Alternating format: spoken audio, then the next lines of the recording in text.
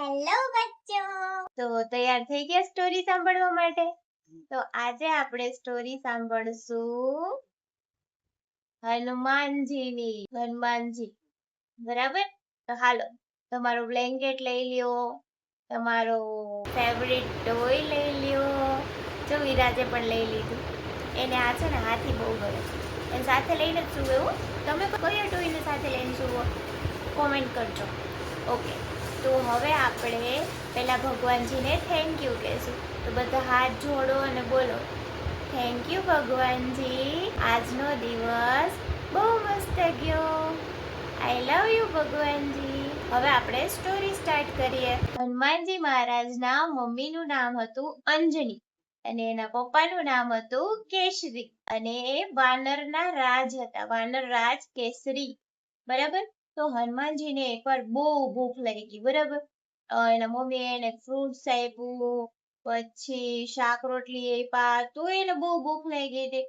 તો એને છે ને ઘોડિયામાંથી બહાર જોયું ને, તો એને એક મોટું બડું ઝાડવા પાછળ મસ્ત ઓરેન્જ ને યલો કલરનું એક ફળ દેખાડ્યું. પણ એ ફળ નહોતું, એ તો હતા સૂરજ દાદા. પણ હનુમાનજી મહારાજ તો નાના હતા, તો એને એમ કે આ તો એક મીઠી મીઠી કેરી છે, કેરી જેવું ફળ છે.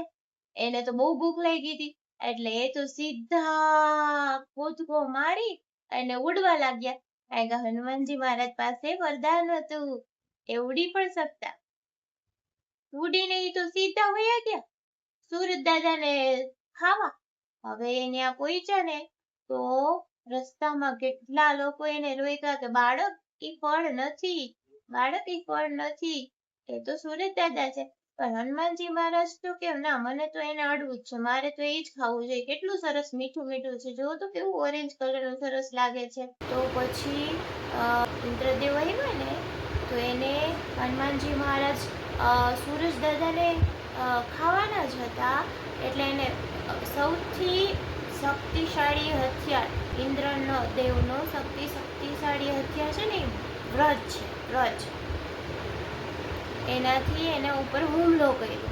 એટલે એને છે ને અહીંયા દાઢી ઉપર લાગી ગયું, ચીન ઉપર, હનુ ઉપર. એટલે એ તો બેહોશ થઈને ધરતી ઉપર પડ્યા.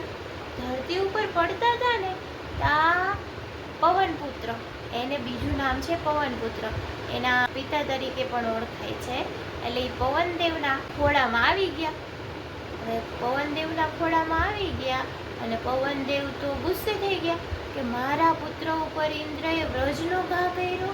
એ તો ગુસ્સે થઈ ગયા અને ગુફામાં છુપાઈને બધો પવન પોતાની પાસે લઈને તો સંતાઈ ગયા.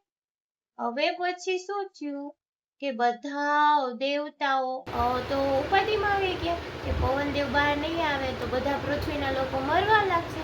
કારણ કે આપણે શ્વાસ લઈએ છીએ ને, એ પવનનો છે. આ હવા આવે છે પંખાની, એ પણ પવન છે. માટે બધા ચિંતામાં આવી ગયા. તો હવે શું થશે? માટે બધા એને મનાવવા ગયા કે પવનદેવ, અમારાથી ભૂલ થઈ ગઈ, તમે બહાર આવો અને અમે છે ને હનુમાન દાદાને સાજા કરી દઈશું, એને બધા શક્તિ આપશું અને આશીર્વાદ પણ આપશું. તો પછી પવનદેવ માની ગયા, હનુમાન દાદાને બધા આશીર્વાદ આપ્યા અને સૌથી વધારે શક્તિશાળી થઈ ગયા. અને ત્યારથી એનું નામ પડ્યું હનુમાન. કારણ કે ચીનમાં થોડુંક લાગ્યું હતું ને હનુમાન દાદાને, એટલે અહીંથી આને સંસ્કૃતમાં હનુ કહેવાય. એટલે હનુ અને માન એટલે હનુમાન. બરાબર? આવજો. અને હવે સબસ્ક્રાઇબ કરવાનું ભૂલતા નહીં અને હવે સીધા સૂઈ જજો.